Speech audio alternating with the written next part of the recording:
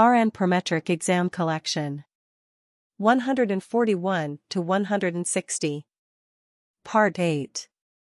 141. The nurse is performing a neurological assessment on a client and elicits a positive Romberg sign. The nurse makes this determination based on which observation? 1. An involuntary rhythmic, rapid, twitching of the eyeballs. 2. A dorsiflexion of the ankle and great toe with fanning of the other toes. 3. A significant sway when the client stands erect with feet together, arms at the side, and the eyes closed. 4. A lack of normal sense of position when the client is unable to return extended fingers to a point of reference. The answer is 3. A significant sway when the client stands erect with feet together, arms at the side, and the eyes closed. Rationale: in Romberg's test, the client is asked to stand with the feet together and the arms at the sides, and to close the eyes and hold a position. Normally the client can maintain posture and balance. A positive Romberg sign is a vestibular neurological sign that is found when a client exhibits a loss of balance when closing the eyes. This may occur with cerebellar ataxia, loss of proprioception, and loss of vestibular function. A lack of normal sense of position coupled with an inability to return extended fingers to a point of reference is a finding that indicates a problem with coordination. A positive gaze nystagmus evaluation results in an involuntary rhythmic, rapid, twitching of the eyeballs. A positive Babinski's test results in dorsiflexion of the ankle and great toe with fanning of the other toes. If this occurs in anyone older than 2 years, it indicates the presence of central nervous system disease. 142. The nurse notes documentation that a client has conductive hearing loss. The nurse understands that this type of hearing loss is caused by which of the following? 1. A defect in the cochlea. 2. A defect in the 8th cranial nerve. 3. A physical obstruction to the transmission of sound waves. 4. A defect in the sensory fibers that lead to the cerebral cortex.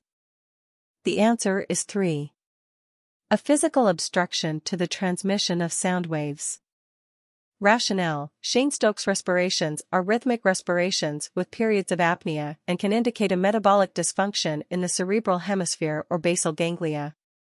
Neurogenic hyperventilation is a regular, rapid and deep, sustained respiration that can indicate a dysfunction in the low midbrain and middle pons.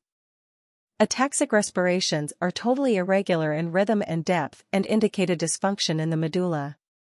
Apneustic respirations are irregular respirations with pauses at the end of inspiration and expiration and can indicate a dysfunction in the middle or caudal pons. 143. While performing a cardiac assessment on a client with an incompetent heart valve, the nurse auscultates a murmur. Which of the following best describes the sound of a heart murmur? 1. Lube-dub sounds. 2. Scratchy, leathery heart noise. 3. Gentle, blowing or swooshing noise. 4. Abrupt, high-pitched snapping noise. The answer is 3. Gentle, blowing or swooshing noise. Rationale: a heart murmur is an abnormal heart sound and is described as a gentle, blowing, swooshing sound. Lube-dub sounds are normal and represent the S1, first heart sound, and S2, second heart sound, respectively. A pericardial friction rub is described as a scratchy, leathery heart sound. A click is described as an abrupt, high-pitched snapping sound. 144. The nurse is testing the extraocular movements in a client to assess for muscle weakness in the eyes. The nurse implements which physical assessment technique to assess for muscle weakness in the eye? 1. Tests the corneal reflexes. 2. Tests the 6 cardinal positions of gaze. 3. Tests visual acuity using a Snellen eye chart. 4. Tests sensory function by asking the client to close eyes and then lightly touching the forehead, cheeks, and chin. The answer is 2. Tests the 6 cardinal positions of gaze. Rationale: testing the 6 cardinal positions of gaze is done to assess for muscle weakness in the eyes. The client is asked to hold the head steady, then to follow movement of an object through the positions of Gaze. The client should follow the object in a parallel manner with the 2 eyes. A Snellen eye chart assesses visual acuity and cranial nerve. 2. Optic. Testing sensory function by having the client close his or her eyes and then lightly touching areas of the face and testing the corneal reflexes. Assess cranial nerve v. Trigeminal. 145. The nurse is assessing a client for meningeal irritation and elicits a positive Brudzinski sign. Which finding did the nurse observe? 1. The client rigidly extends the arms with pronated forearms and plantar flexion of the feet. 2. The client flexes a leg at the hip and knee and reports pain in the vertebral column when the leg is extended. 3. The client passively flexes the hip and knee in response to neck flexion and reports pain in the vertebral column. 4. The client's upper arms are flexed and held tightly to the sides of the body and the legs are extended and internally rotated. The answer is 3. The client passively flexes the hip and knee in response to neck flexion and reports pain in the vertebral column. Brudzinski's sign is tested with the client in the supine position. The nurse flexes the client's head, gently moves the head to the chest, and there should be no reports of pain or resistance to the neck flexion. A positive Brudzinski sign is observed if the client passively flexes the hip and knee in response to neck flexion and reports pain in the vertebral column. Koenig's sign also tests for meningeal irritation and is positive when the client flexes the legs at the hip and knee and complains of pain along the vertebral column when the leg is extended. Decorticate posturing is abnormal flexion and is noted when the client's upper arms are flexed and held tightly to the sides of the body and the legs are extended and internally rotated. Decerebrate posturing is abnormal extension and occurs when the arms are fully extended, forearms pronated, wrists and fingers flexed, jaws clenched, neck extended, and feet plantar flexed. 146. The nurse is providing medication instructions to an older client who is taking digoxin, Lanoxin, daily. The nurse notes that which age-related body changes could place the client at risk for digoxin toxicity? 1. Decreased muscle strength and loss of bone density. 2. Decreased cough efficiency and decreased vital capacity. 3. Decreased salivation and decreased gastrointestinal motility. 4. Decreased lean body mass and decreased glomerular filtration rate. The answer is 4. Decreased lean body mass and decreased glomerular filtration rate. Rationale: the older client is at risk for medication toxicity because of decreased lean body mass and an age-associated decreased glomerular filtration rate. Although options 1, 2, and 3 identify age-related changes that occur in the older client, they are not associated specifically with this risk. 147. The nurse employed in a long-term care facility is caring for an older male client. Which nursing action contributes to encouraging autonomy in the client? 1. Planning his meals. 2. Decorating his room. 3. Scheduling his barber appointments. 4. Allowing him to choose social activities. The answer is 4. Allowing him to choose social activities. Rationale: autonomy is the personal freedom to direct one's own life, as long as it does not impinge on the rights of others. An autonomous person is capable of rational thought. This individual can identify problems, search for alternatives, and select solutions that allow continued personal freedom as long as others and their rights and property are not harmed. Loss of autonomy, and therefore independence, is a real fear of older clients. Option 4 is the only option that allows the client to be a decision maker. 148. The nurse is providing instructions to a nursing assistant regarding care of an older client with hearing loss. The nurse tells the assistant that clients with a hearing loss 1. Are often distracted. 2. Have middle ear changes. 3. Respond to low-pitched tones. 4. Develop moist cerumen production. The answer is 3. Respond to low-pitched tones.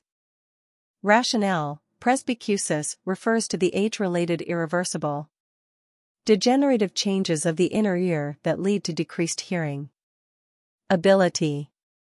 As a result of these changes, the older client has a decreased response to high-frequency sounds. Low-pitched voice tones are heard more easily and can be interpreted by the older client. Options 1, 2, and 4 are not accurate characteristics related to aging. 149. The nurse is providing an educational session to new employees, and the topic is abuse of the older client. The nurse helps the employees identify that which client is most typical of a victim of abuse. 1. A 75-year-old man who has moderate hypertension. 2. A 68-year-old man who has newly diagnosed cataracts. 3. A 90-year-old woman who has advanced Parkinson's disease. 4. A 70-year-old woman who has early diagnosed Lyme disease. The answer is 3. A 90-year-old woman who has advanced Parkinson's disease. Rationale: elder abuse includes physical, sexual, or psychological abuse, misuse of property, and violation of rights. The typical abuse victim is a woman of advanced age with few social contacts and at least one physical or mental impairment that limits her ability to perform activities of daily living. In addition, the client usually lives alone or with the abuser and depends on the abuser for care. 150. The nurse is performing an assessment on an older client who is having difficulty sleeping at night. Which statement, if made by the client, indicates that teaching about improving sleep is necessary? 1. I swim 3 times a week. 2. I have stopped smoking cigars. 3. I drink hot chocolate before bedtime. 4. I read for 40 minutes before bedtime. The answer is 3. I drink hot chocolate before bedtime. Rationale: many non-pharmacological sleep aids can be used to influence sleep. However, the client should avoid caffeinated beverages and stimulants such as tea, cola, and chocolate. The client should exercise regularly because exercise promotes sleep by burning off tension that accumulates during the day. A 20 to 30-minute walk, swim, or bicycle ride 3 times a week is helpful.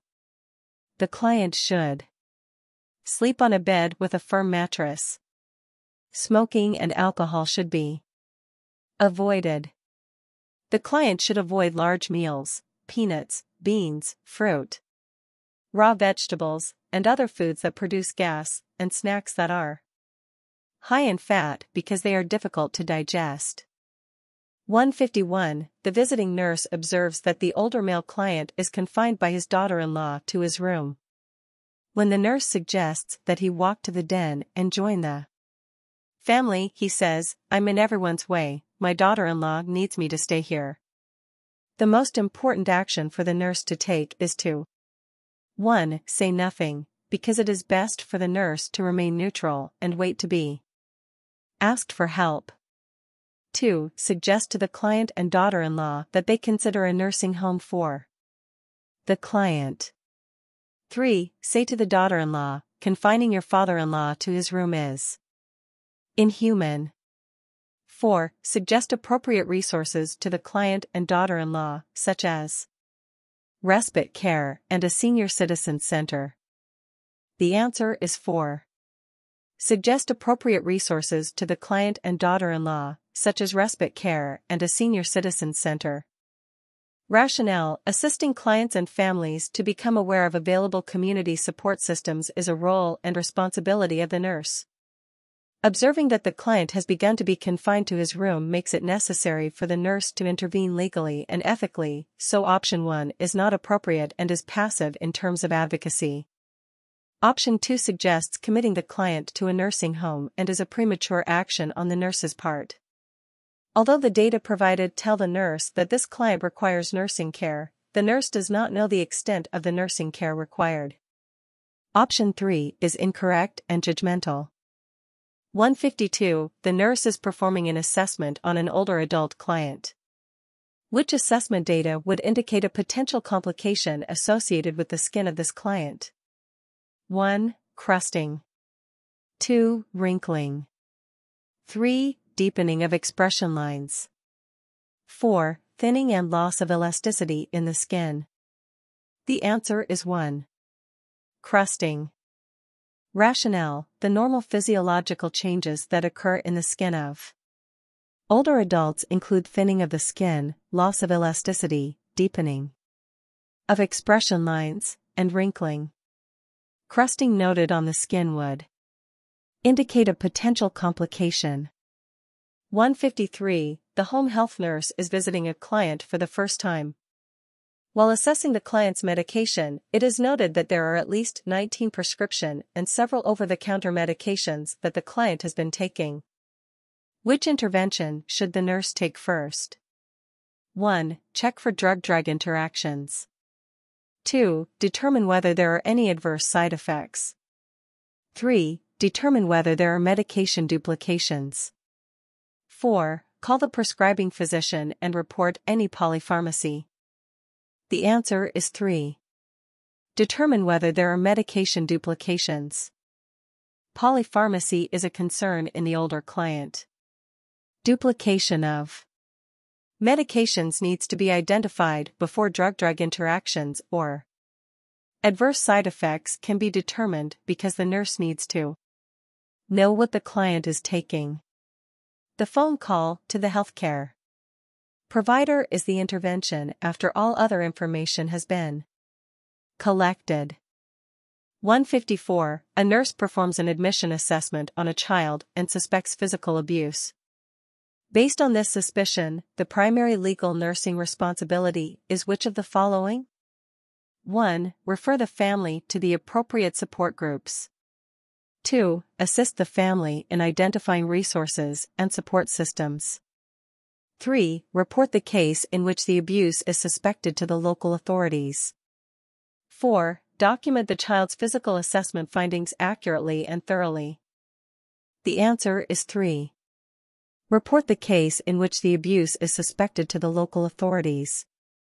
Rationale: abuse is the non-accidental physical injury or the non-accidental act of omission of care by a parent or person responsible for a child.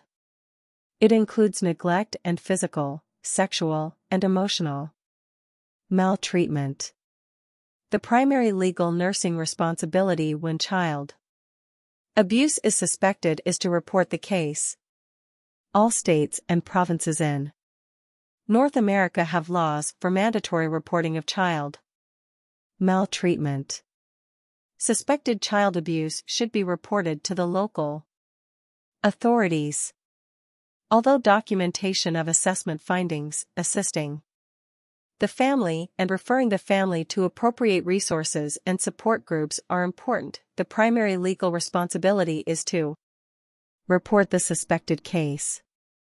155. A mother arrives at an emergency department with her 5-year-old child and states that the child fell off a bunk bed. A head injury is suspected, and a nurse checks the child's airway status and assesses the child for signs of increased intracranial pressure, ICP. Which of the following is a late sign of increased ICP in this child? 1. Nausea. 2. Bradycardia. 3. Bulging fontanelle. 4. Dilated scalp veins. The answer is 2. Bradycardia. Rationale: head injury is the pathological result of any mechanical force to the skull, scalp, meninges, or brain. A head injury can cause bleeding in the brain and result in increased intracranial pressure. ICP. Late signs of increased ICP include a significant decrease in level of consciousness, bradycardia, decreased motor and sensory responses, alterations in pupil size and reactivity, posturing, Cheyne-Stokes respirations, and coma. A bulging fontanelle and dilated scalp. Veins are early signs of increased ICP and would be noted in an infant, not a 5-year-old child. Nausea is an early sign of increased ICP. 156. A nurse is assigned to care for an 8-year-old child with a diagnosis of a basilar skull fracture. The nurse reviews the physician's prescriptions and contacts the physician to question which prescriptions.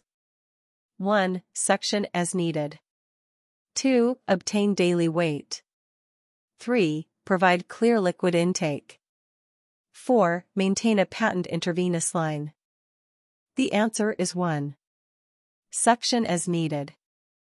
Rationale: a basilar skull fracture is a type of head injury. Nasotracheal suctioning is contraindicated in a child with a basilar skull fracture. Because of the nature of the injury, there is a high risk of secondary infection and the probability of the catheter entering the brain through the fracture. Fluid balance is monitored closely by daily weight, intake and output measurement, and serum osmolality. Determination to detect early signs of water retention, excessive dehydration, and states of hypertonicity or hypotonicity. The child is maintained on NPO status or restricted to clear liquids until it is determined that vomiting will not occur. An intravenous line is maintained to administer fluids or medications if necessary. 157. A nurse is caring for an infant with a diagnosis of hydrocephalus. Preoperatively, a priority nursing intervention is to 1. Test the urine for protein. 2. Reposition the infant frequently. 3. Provide a stimulating environment. 4. Assess blood pressure every 15 minutes. The answer is 2. Reposition the infant frequently. Rationale: hydrocephalus occurs as a result of an imbalance of cerebrospinal fluid absorption or production that is caused by malformations, tumors, hemorrhage, infections, or trauma. It results in head enlargement and increased intracranial pressure. In infants with hydrocephalus, the head grows at an abnormal rate, and if the infant is not repositioned frequently, pressure ulcers can occur on the back and side of the head. An egg crate mattress under the head is also a nursing intervention that can help prevent skin breakdown. Proteinuria is not specific to hydrocephalus. Stimulus should be kept at a minimum because of the increase in intracranial pressure. It is not necessary to check the blood pressure every 15 minutes. 158. A nurse is reviewing the record of a child with increased intracranial pressure and notes that the child has exhibited signs of decerebrate posturing. On assessment of the child, the nurse expects to note which of the following if this type of posturing is present. 1. Flaccid paralysis of all extremities. 2. Adduction of the arms at the shoulders. 3. Rigid extension and pronation of the arms and legs. 4. Abnormal flexion of the upper extremities and extension and adduction of the lower extremities. The answer is 3. Rigid extension and pronation of the arms and legs. Rationale: decerebrate extension posturing is characterized by the rigid extension and pronation of the arms and legs. Option 1 is incorrect. Options 2 and 4 describe decorticate, flexion, posturing. 159. A child is diagnosed with Reye's syndrome. A nurse develops a nursing care plan for the child and includes which intervention in the plan? 1. Assessing hearing loss. 2. Monitoring urine output. 3. Changing body position every 2 hours. 4. Providing a quiet atmosphere with dimmed lighting. The answer is 4. Providing a quiet atmosphere with dimmed lighting. Rationale: Reye's syndrome is an acute encephalopathy that follows a viral illness and is characterized pathologically by cerebral edema and fatty changes in the liver. A definitive diagnosis is made by liver biopsy. In Reye's syndrome, supportive care is directed toward monitoring and managing cerebral edema. Decreasing stimuli in the environment by providing a quiet environment with dimmed lighting would decrease the stress on the cerebral tissue and neuron responses. Hearing loss and urine output are not affected. Changing the body position every 2 hours would not affect the cerebral edema directly. The child should be positioned with the head elevated to decrease the progression of the cerebral edema and promote drainage of cerebrospinal fluid. 160. After a tonsillectomy, a child begins to vomit bright red blood. The initial nursing action is to 1. Notify the physician. 2. Maintain NPO status. 3. Turn the child to the side. 4. Administer the prescribed antiemetic. The answer is 3. Turn the child to the side. Rationale: after tonsillectomy, if bleeding occurs, the nurse immediately turns the child to the side to prevent aspiration and then notifies the physician. NPO status would be maintained, and an antiemetic may be prescribed. However, the initial nursing action would be to turn the child to the side.